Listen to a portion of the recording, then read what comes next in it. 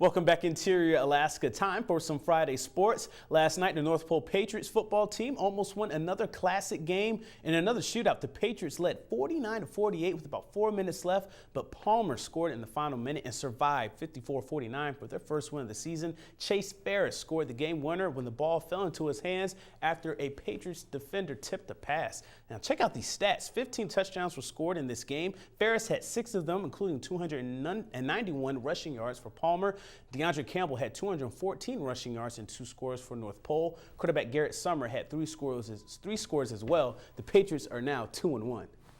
The Hutchinson Hawks had their second home game of the season on Thursday night. Lathrop was coming off of a win over Delta, and Hutch beat North Pole in their opener. Third set action here. Hutchinson took the first 2 sets 25-8, 25-14. The Mutes were fighting back, trying to avoid the sweep.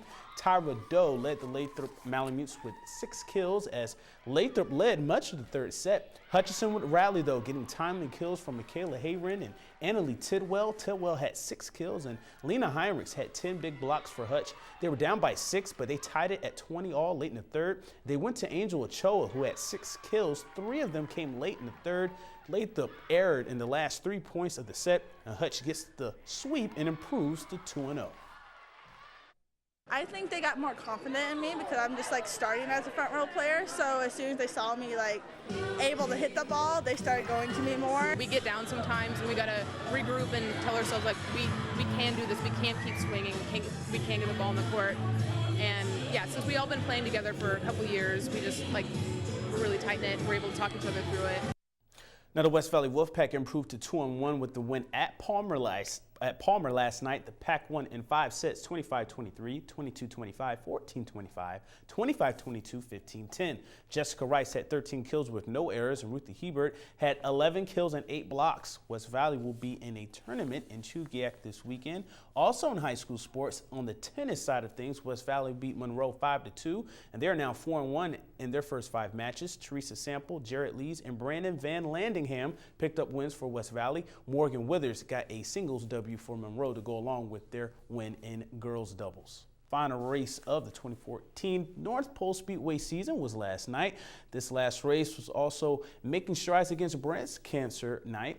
Half of last night's proceeds went to Making Strides, and for the drivers, it was all about Destiny Todd and Al Treadle. There was a wreck in the first heat of Bandos driving. Whitney Parzik, she had some issues in the second heat, but Todd was able to navigate through a 9-car Bandos class for a sweep. And there were even lawnmower races at intermission last night, too, out there at North Pole Speedway. But Treadle, he took 2 of the 3 races in the Legends class. And at the end of the night, Todd was named 2014 Bandos champion, and Treadle won this year's Legends title, his second. For Todd, it's her first title and her second year behind the wheel. It feels really good. I'm so happy, and I think I can't thank anyone but my sponsors and my parents just encouraging me and sponsoring all of this, and I'm so happy. After years and years and years and looking around here, I see some past champs and future champs coming up here, but to win this race is always the best feeling in the world, I think, especially if I'm 1 year away from Social Security, guys.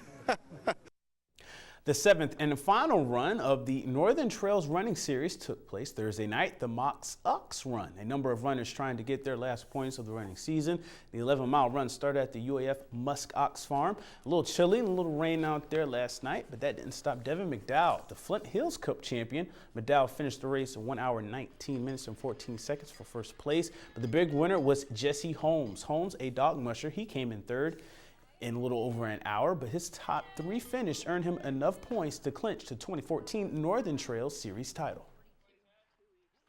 I feel like it's just good to be consistent and be at every race and be in the top 3. That's really good, and that's my goal. I live in Nenana, and we got a lot of hills right north of there, and I train over there. You know, I take a bunch of loose dogs, and we just go run. It's good training for this kind of running.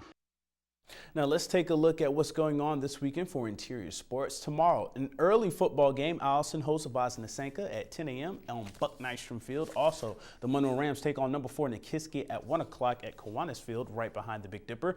Cross country, the Interior Invitational starts at 11 a.m. with the girls race. The boys race is at 11:45 at the Birch Hill Rec area. And for high school swimming, day 2, the Lathrop Invitational at the Hammy Pool. That begins at 11 a.m. And at 3 p.m. at the Patty Center, the Alaska volleyball team takes on the alumni team. The first event of the season for Nanac Sports. The Spike Fest starts right after the game. Also, the Autumn Amble 4-mile walk and run scheduled for tomorrow at the West Ridge Trails has been canceled. And now we end the Sportscast with this week's Play of the Week. The dynamic duo at Monroe, Andy Clark and Marissa King, reached the 1,000 club. Clark notched her 1,000th career assist, and King spiked her 1,000th career kill in last weekend's season opening sweep of the West Valley Wolfpack. To pick the next Play of the Week, watch the weekend recap during the Monday Sportscast. And a final note, the North Star Golf Club is having Community Appreciation Day tomorrow, and green fees are free. And that's it for Sports Tonight. Weather is next, and as always, we'll catch you next time.